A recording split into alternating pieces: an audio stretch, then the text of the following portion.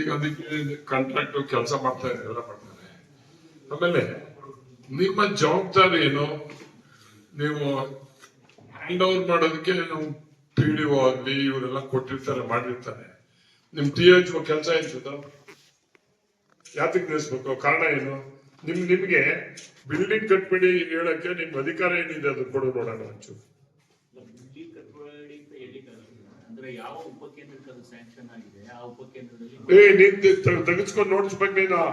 ಅದನ್ನ ಮಾಡ್ತೇವೆ.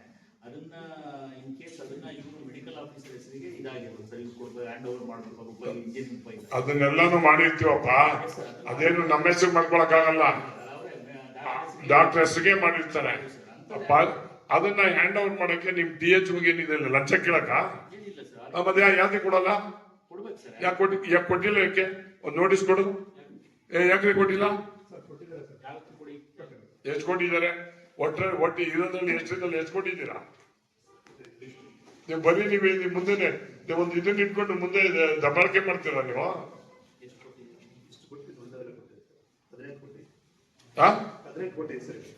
ಮಿಕ್ಲರ್ ಕೊಟ್ಟಿಲ್ಲ? ಬಂದು ನೋಡಿಲ್ವಾ ನಿಮ್ಗೆ? ನಿಮ್ ಕೈ ಬಿಸಿ ಮಾಡ್ಬೇಕೇನಪ್ಪ? ಯಾರು ದಾನಪತ್ರ? ಹೌದು, ದಾನಪತ್ರ ಯಾರು ಮಾಡಿಸ್ಕೋಬೇಕು? ದನ ಕಾಯ್ತೀರ ನೀನು? ನಿನ್ ಜವಾಬ್ದಾರಿ ಇಲ್ವೇನೆ ಮಾಡಿಸ್ಕೊಳ್ಬೇಕಾದನ? ಯಾವನೊಬ್ಬ ರೈತ ಕೊಡ್ತೀನಿ ಅಂತ ಬಂದ್ರೆ ಮಾಡಿಸ್ಕೋಬೇಕಾದನ ಯಾರು? ಯಾಕೆ ಏನಾಗಿದೆ ರುದ್ರಪಟ್ಟಣದಲ್ಲಿ? ಏನಪ್ಪಾ ಏನಾಗಿದೆ? ಪ್ರೈವೇಟ್ ಲ್ಯಾಂಡ್ ಕೊಡ್ತೀನಿ ಅಂತ ಮುಂದಕ್ಕೆ ಬಂದಿಲ್ವಾ?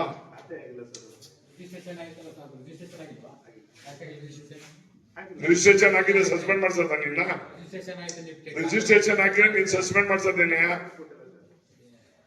ರಿಜಿಸ್ಟ್ರೇಷನ್ ಹಾಕಿ ನೀನ್ ಸಸ್ಪೆಂಡ್ ಮಾಡ್ಸೋದೇನೆ? ಒಳ್ಳೆ ಹೆಂಗೆ ಎಮ್ಮೆ ಇದ್ದಂಗೆ ಇದೆಯಾ? ನಚ್ಕಾಗಲ್ಲ ನಿನ್ಗೆ?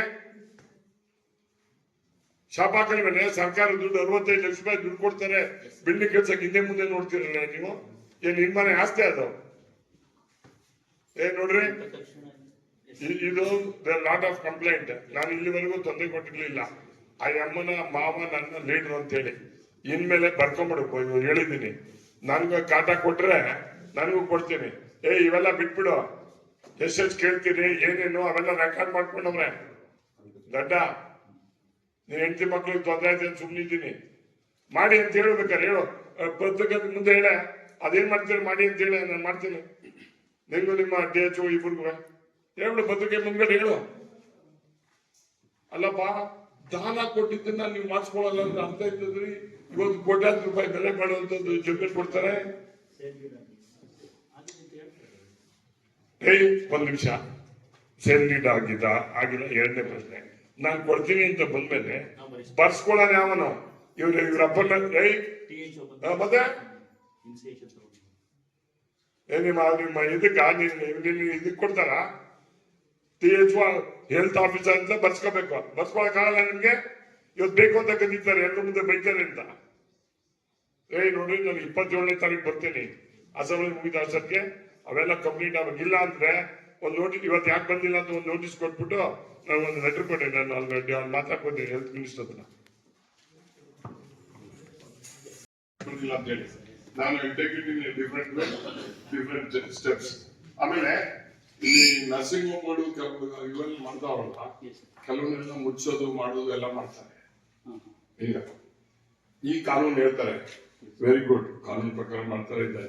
ಇಷ್ಟು ವರ್ಷದಿಂದ ಇತ್ತಲ್ಲ, ಇಷ್ಟು ವರ್ಷದಿಂದ ನಡೀತಲ್ಲ, ಇದಕ್ಕೆ ಎಕ್ಸಿಸ್ಟಿಂಗ್ ಇವ್ರಿದ್ದಲ್ಲ. ಅವಾಗ ಕಾನೂನು ಗೊತ್ತಿಲ್ವಾ?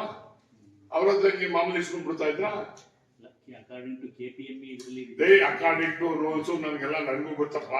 ನಾನು ಅದೇ KPME ಪರ್ಮನೆಂಟ್ ಆಗಿದೆ. ನನ್ನ ದಿವಸ ಬಂದಿದ್ದೆ. ಎಷ್ಟು ವರ್ಷದಿಂದ ಇದೆ? ಇಷ್ಟು ವರ್ಷದಿಂದ ಯಾಕೆ ಬಿಟ್ಟಿದ್ರು? ಈಗ ಮಾತ್ರ ನಿಲ್ಲಿಸ್ತಾ ತೊಂದರೆ ಕೊಡ್ತೀರಾ?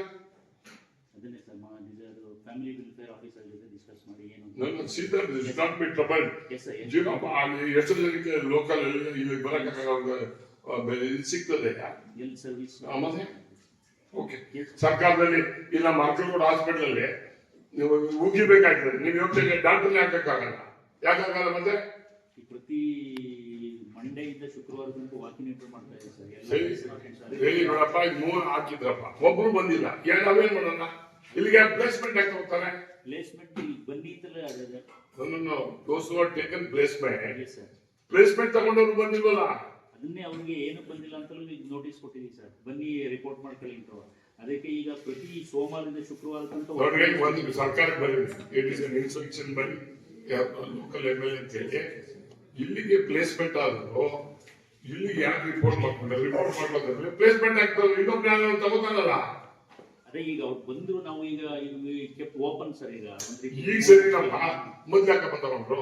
ಅದೇ ಅವ್ರು ತಗೋಬಾರ್ದು ಆಯ್ಕೆ ಮಾಡ್ಕೊಂಡಿದ್ರು. ಈಗ ಅದನ್ನೇ ನಾವು ಈಗ ಅವ್ರು ಆಯ್ಕೆ ಆಯ್ತು ಬಿಡು, ಈ ಸರ್ಕಾರದಲ್ಲಿ ಈಗ ಕಾರ್ಯಕ್ರಮ ಇದೆಯಲ್ಲ ಕೇಳಪ್ಪ, ಈ ಸಲ ಇದು ಮಾಡಿ ಇದ್ರದ್ದು ಈ ಸೆಲೆಕ್ಷನ್ ಆಫ್ ಏನಿದ್ರು ಈಗ ಚೇಂಜ್ ಮಾಡ್ತೀವಿ ಬಿಡು. ಆಯ್ತು ಈಗ ಇದ್ರ ಮೇಲೆ ತಗೊಳ್ಳೋದೇ ಬೇಡ, ಟ್ರಾನ್ಸ್ಫರ್ ಮೇಲೆ ಮಾಡ್ತೀವಿ. ಟ್ರಾನ್ಸ್ಫರ್ ಮುಚ್ಕೊಂಡ್ ಬಂದಿರ್ಬೇಕಾಗ್ತದೆ. ಬರ್ಬೇಕು ಮತ್ತೆ ಆಮೇಲೆ ಈಗ 100 ನೀವಾದ್ರೂ ಡಾಕ್ಟರ್ಗಳಾರ ಮನುಷ್ಯರು, ನಾವು ರೈತರ ಮಕ್ಕಳು ಏನೋ ಮನುಷ್ಯಲ್ವಾ? ಎಲ್ಲರೂ ಮನುಷ್ಯ ನಮ್ಮ ಯೋಚನೆ ಮಾಡೋಲ್ಲ. ಸರ್ಕಾರ ಫ್ರೀ, ಆರೋಗ್ಯ ಎಲ್ರಿಗೂ ಒಂದೇ ಅಲ್ಲ. ಹೌದಪ್ಪ, ಫ್ರೀ ಸೀಟ್ ಕೊಟ್ಟಿರ್ತದೆ, ಸರ್ಕಾರ ಓದಿರ್ತೀರ, ನಿಮ್ಗೆ ಅದಕ್ಕೆ ಗಮನನೇ ಇಲ್ವಲ್ರಿ? ಈಗ ಅದ್ರ ಬಗ್ಗೆ ಅದಕ್ಕೆ ಈಗ ಅರ್ಕಲ್ಗೂಡ್ ಹಾಸ್ಪಿಟಲ್ ಈಗ ಮೆಡಿಕಲ್ ಕಾಲೇಜ್ ಅಡಾಪ್ಟೇಷನ್ ಮಾಡ್ಸಕ್ಕೆ ಈಗ ಪ್ರಪೋಸ್ ಅಟ್ಲೀಸ್ಟ್ 2 ದಿವಸ ಈ ಮೆಡಿಕಲ್ ಕಾಲೇಜ್ ಜೊತೆ ಅದು ನೀನು ಮಾಡಿಸ್ಬಿಟ್ಟು ಮಾಡ್ಕೊಂಡು ಅದು ಕಾಪಿ ಕೊಡು, ನಾನು ಸೀರಮ್ ಪೋಸ್ಟಿಂಗ್ಸ್ ಮಾಡಿಸ್ತೇನೆ. Thank you. ಸರ್ಕಾರದಂತೆ ನಿಮ್ಮ ಅಪ್ಪಂದ ಅಥವಾ ನಮ್ಮ ಅಪ್ಪಂದ ಇನ್ನು ಇಲ್ಲಿಗೆ ಈ ರೋಡ್ ಅದರಿಂದ ಬಿಡು. ಏನ್ರಿ ಯಾಕಪ್ಪ ಹಳ್ಳಿ ಮೈಸೂರಲ್ಲಿ ಇಟ್ಕೊಂಡು ನಾವು ಸ್ವಂತ ಹೋಗ್ಲಿ ನೀನು ಆದಂಗೆಯ ಲಂಚ ಕೊಡ್ಬೇಕಾ? ಹೇಳಿದ್ರು ಕೊಡ್ತೀವಿ, ಎತ್ಕೊಳ್ಬೇಕು ಹೇಳು. ರೆಕಾರ್ಡ್ ಮಾಡ್ಕೊಂಡು ಬರ ಎತ್ಕೊಳ್ಬೇಕಾ? ಸರ್ಕಾರದ ಮನೆಗೆ ಅಡ್ಡಾಡ್ತೀಯ? ರೋಡ್ ಹೋಯ್ತಂತೆ, ರೋಡ್ ಹೋಗ್ಬೇಕಂದ್ರೆ ಹಿಂಗೆ ಇದು ಬಿಡು. ಎಷ್ಟು ದಿವಸ ಆಗಿ ಬಂದಿದ್ದು ನಿನ್ ರೆಕಾರ್ಡ್? ನಿನ್ ರೆಕಾರ್ಡ್ ಬಂದು ಎಷ್ಟು ದಿವಸ ಆಯ್ತು? ಯಾವ ಇಲಾಖೆ ಎಷ್ಟು ದಿವಸ ಆಗಿ ಬಂದಿದೆಯಾ? ನೀನ್ ಬಂದಿದ್ದು 3 ದಿವಸ ಆಯ್ತು. ನೀನ್ ಬಂದು ನೀನ್ ಬಂದ ಎಷ್ಟು ದಿವಸ ಆಯ್ತು? ನನಗೆ ರಿಲೀಸ್ ಆಗೋ ಆಗಿ ಒಂದ್ ತಿಂಗಳ ಮೊನ್ನೆ ಹೇಳ್ತಿದ್ಯಾ? ರಿಯಾಲಿಟಿ ನೀನು ಆ ಊರಲ್ಲೇ ಇದ್ದೆ, ನಿಮ್ಮ ಅಪ್ಪನ ಕಾಯಿಲೆ ಬಂತು, ನಿನ್ನ ಹೆಂಡತಿ ನಿನ್ಗೆ ಕಾಯಿಲೆ ಬಂತು, ಇಂಜೆಕ್ಷನ್ ಕೊಡೋದಿದ್ರೆ ಸಾಕೋದ್ರೆ ಏನ್ ಮಾಡ್ತೀಯ? ಚಾಪಾಗಲ್ವಾ? ಇವೆಲ್ಲ ಬಿಟ್ಬಿಡ್ಬೇಕು.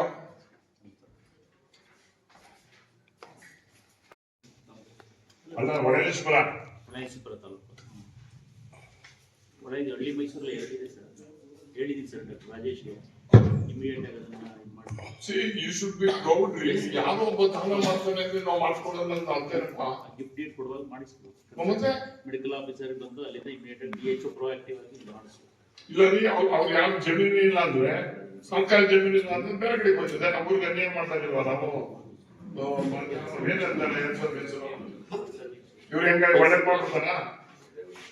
ಯಾವ ತರ ಕಾಯಿಲೆ ಬಂದು ಹೋಗ್ಬಿಡ್ತೀರ ನೀನು ನಿಮ್ಮ THO ಇಬ್ಬರು ಸೇರಿ. RI DT ಯಾರಪ್ಪ?